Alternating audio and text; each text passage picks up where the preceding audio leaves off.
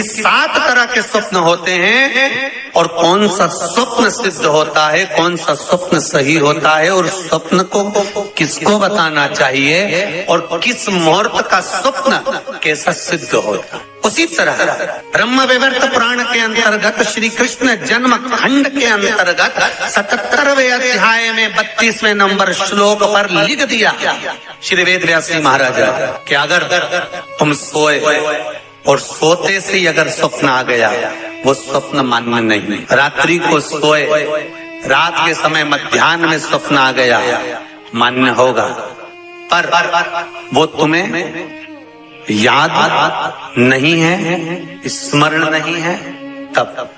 और फिर कहा ब्रह्म मुहूर्त में अगर आपने कोई स्वप्न देख लिया और स्वप्न श्रेष्ठ है, किसी से नहीं कहा, तो वो स्वप्न 2.5 महीना 3 महीने में सिद्ध हो जाता है, सम्मुख में प्रकट हो जाता है। स्वप्न की भावना। हाँ, स्वप्न में अगर सांप दिख रहा है, स्वप्न में सर्प नजर आ रहा है, पान का पत्ता, तांबुल पान का पत्ता, उस पान के पत्ते पर एक लाल चंदन से सर्प बना और सर्प बनाकर उसका शिव मंदिर में स्पर्श कराकर बहते पानी में छोड़कर आ जाइए, सर्प दिखना बंद। स्वप्न में कभी नहीं दिख सकता सर्प का।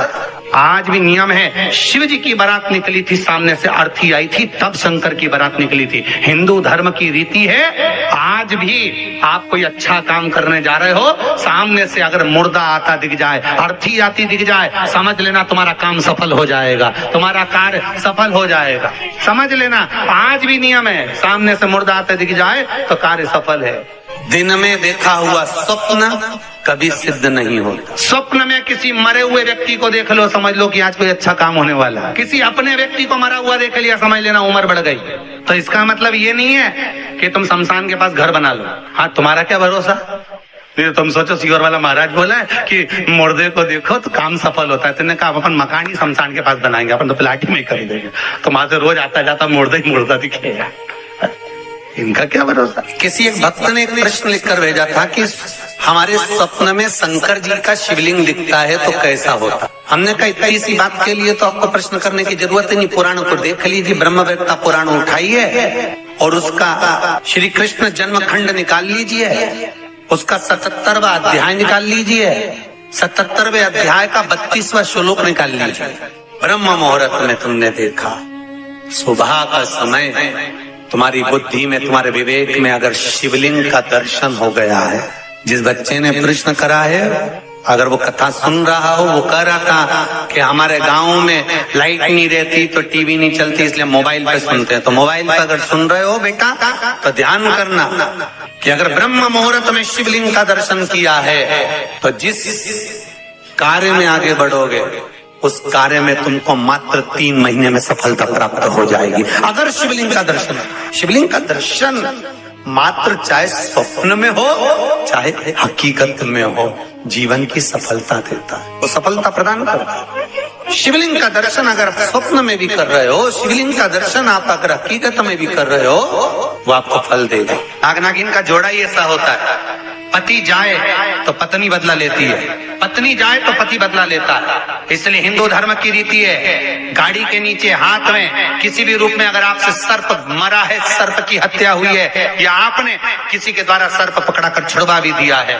तो निवेदन रहता है चांदी का एक नाग नागिन छोटा सा बनाकर, छोटा सा उसको शक्कर के कलश में रखकर बांध कर शिव मंदिर में रखकर आ जाइए, उसको दे दो शिव बाबा को कि अब हमारी तरफ से हमने हाजिरी लगा दी, हमसे दुख, हमसे गलती हुई, हम क्षमा चाहते हैं। गलती मनुष्य से होती है, मानव से होती है, हो गई गलती, अब आपको साथ याद रखिए।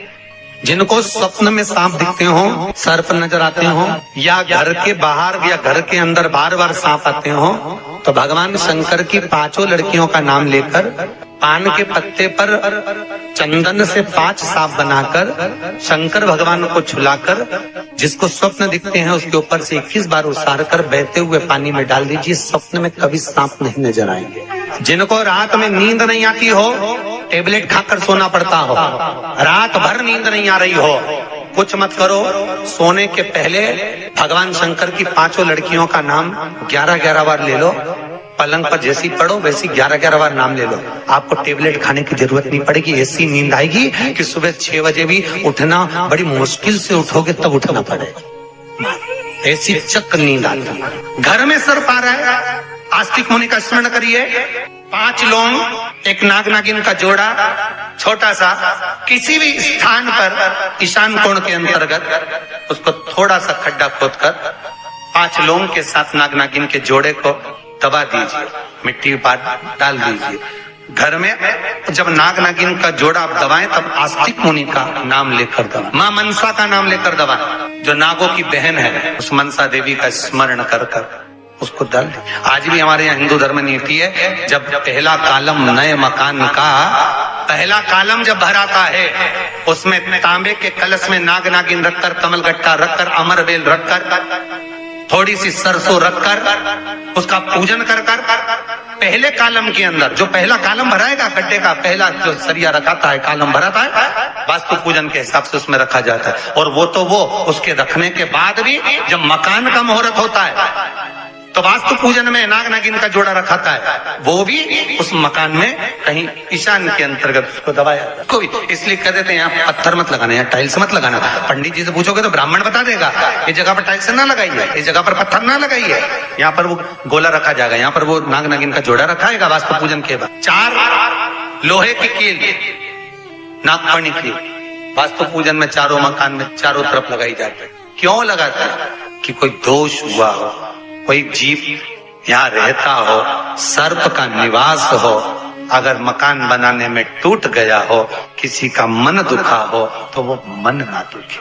क्षमा याचना, परम आभूषण है, क्षमा मांग लेना, परम आभूषण। गलती करो तो क्षमा मांगने में देरी ना करो, हो गई गलती हो क्षमा है, हम क्षमा मांगो। हे शंकर, हे शंभु, हे त्रिकालदर्शी, हे कैलाशी, हे अविनाशी, क्षमा करो। हमने कहा इतनी सी बात के लिए तो आपको प्रश्न करने की जरूरत ही नहीं, पुराण को देख लीजिए, ब्रह्मवेत्ता पुराण उठाइए और उसका श्री कृष्ण जन्मखंड निकाल लीजिए, उसका 77वां अध्याय निकाल लीजिए, 77वें अध्याय का 32वां श्लोक निकाल लीजिए।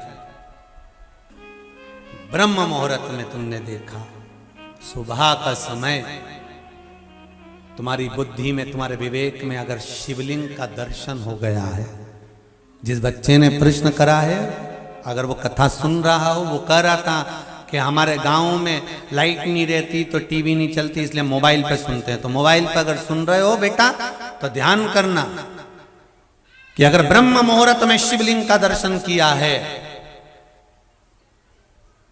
तो जिस कार्य में आगे बढ़ोगे उस कार्य में तुमको मात्र 3 महीने में सफलता प्राप्त हो जाएगी, अगर शिवलिंग का दर्शन हो।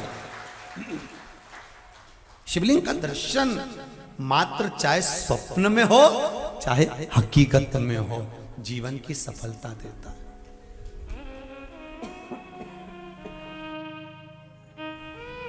वो सफलता प्रदान करता है।